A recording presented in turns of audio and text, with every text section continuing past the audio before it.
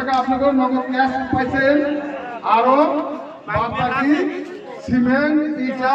আমাদের নিয়মটা একবার হলে আমাকে মনে করে দিতে হবে, এটা আমার দায়িত্ব। আমি 5টা মিনিট নামাজের নীতি নিয়মটা বলে যাব, যেহেতু বছর পর ঘুরে এসেছে এই ঈদুল ফিতরের নামাজ। আপনারা জানেন যে ঈদুল ফিতরের 2 রাকাত নামাজ ওয়াজিব, আর এই 2 রাকাত নামাজের ভিতরে জায়েদ 6 তাকবীর দেওয়া ওয়াজিব। তা ইমামে আজম আবু হানিফা রাহমাতুল্লাহ আলাইহি মত বা ফয়সালা ঈদের নামাজে জায়েদ 6 তাকবীর, প্রথম রাকাতে জায়েদ 3 তাকবীর, দ্বিতীয় রাকাতে জায়েদ 3 তাকবীর। কখন দিতে হবে, কেমন করে দিতে হবে, তাকবীরের সময় হাত উঠাতে হবে না নামাতে হবে, সে আপনাকে শিখতে হবে না ভাই?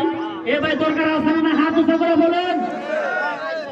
সুন্দর করে আমি বলে দিচ্ছি, এই যে ভিডিও হচ্ছে এখানে সুন্দর করে ইনশাআল্লাহ আপনারা ফেসবুক ও টিভি দিলে পেয়ে যাবেন। আমি সুন্দর করে প্র্যাকটিক্যাল দেখা দিচ্ছি, আপনারা দেখেন। আমরা যখন এখন নামাজ পড়বো, যদি আরবিতে কেউ নিয়ত জানেন, নিয়তটা আরবিতে করে নেবেন, কোনো অসুবিধা নেই। আল্লাহু আকবার বান্দিলাম, ইমামে সানা পড়বে, আপনারা সানা পড়বেন। সানা পড়ার শেষে দেখবেন ইমাম কি করবে, আরো তাকবীর দিবে। আল্লাহু আকবার, প্রথম তাকবীরে হাত ছেড়ে দিবেন। আল্লাহু আকবার, দ্বিতীয় তাকবীরে হাত ছেড়ে দিবেন। আল্লাহু আকবার, তৃতীয় তাকবীরে হাত বাঁধবে। তৃতীয় তাকবীরে হাত বাঁধবে। সূরা কিরাত করে প্রথম রাকাত নামাজ যখন শেষ হয়ে যাবে, দ্বিতীয় রাকাতে ইমামে সূরা কিরাত করবে।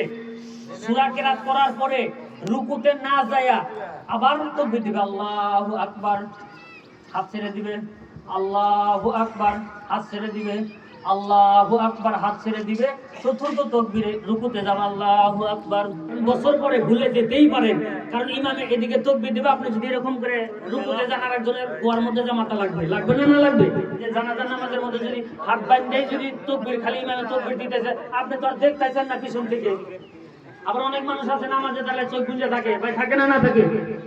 আমি তাকবীর দেবো, আপনি তাকবীর দিবেন। হাত উঠান সুন্নাত, হাত উঠান সুন্নাত। আবার হাত বাঁধা রাখবেন, এটা সুন্নাতের খেলাফ, হাত ছেড়ে দিতে হবে। বুঝাইতে পারলাম ভাই? বুঝাতে পেরেছি? আর যখন ডান দিকে বাম দিকে সালাম ফিরাবো, আপনারা উঠে ছুটে বাজার ঘাটে যাবেন না। আমার রাসূলের জুমার নামাজের খুতবা নামাজের আগে পড়েছেন বলে আমরা আগে পড়ি, ঈদের নামাজের খুতবা নবীজি পরে পড়েছেন বলে পরে পড়ি। কিন্তু এটা আমাদের গাফিলতি। জুমার নামাজে আগে খুতবা যেরকম আমরা গুরুত্ব দিয়ে শুনি বা বসে থাকি, তদ্রুপ ঈদের নামাজের পরে খুতবাটা আমাদের জন্য পড়া অত্যন্ত কর্তব্য বা গ্রহণযোগ্য। কিন্তু আমরা অবহেলা করি ভাই, ভুলেও যাবেন না। এ ভাই, আমি যত স্পিডে খুতবা পড়ি, এরকম স্পিড পড়নেওয়ালা কোন আলেম আছে আপনাদের এলাকার মধ্যে? এটা আছে? হাত উঠা করে বলেন আছে? মোনাজাতটাও কতক্ষণে? কোনদিন মোনাজাতটা হয়তো 3 মিনিট 4 মিনিট হয়, আবার সময় বিশেষ। আপনাদের উপরে ভিত্তি করে, আপনাদের উপরে নজর রেখে 2 মিনিটে মোনাজাত শেষ করি। তাই করি না করি? 2 মিনিটে মোনাজাত শেষ করি না করি? এর পরেও যদি আমাকে বোকা বানান, জাঙ্গর ইমাম মন মতো না, ইমামের উপরে আপনার স্যাটিসফাই থাকতে হবে।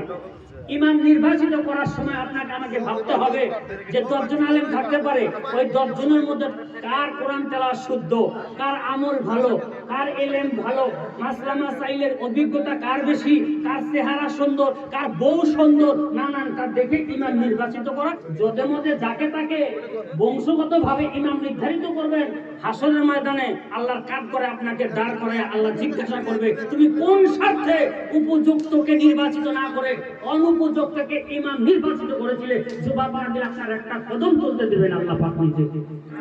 এবার থাকবেন না থাকবেন? আজকে দেখবো, ক্যামেরা অন করে রাখবো, দেখি এই নামাজ শেষ করে খুতবা না পড়া তারা একদম ময়দান থেকে পারা হাত উঠা করে দেখে আমার আল্লাহকে মোনাজাত না দিয়ে আমরা একটা লোক একদম ময়দান থেকে বের হবো না ইনশাআল্লাহ। হুলাজেজ টাকা যেগুলা বাকি আছে মোটামুটি ভাবে ইনশাআল্লাহ এই মাসের ভিতরে দিয়ে দেন। আপনারা এই মাসের ভিতরে আপনারাই সাথে থেকে কাজ করবেন বলে আমরা দৃঢ় বিশ্বাস।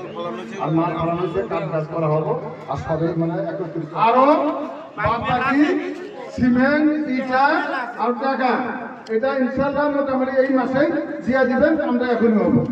দেখা যাচ্ছে একটা মানুষকে আল্লাহ তুমি নিষ্পাপ না করে আজকে ঈদগাহ ময়দান থেকে ফিরিও না।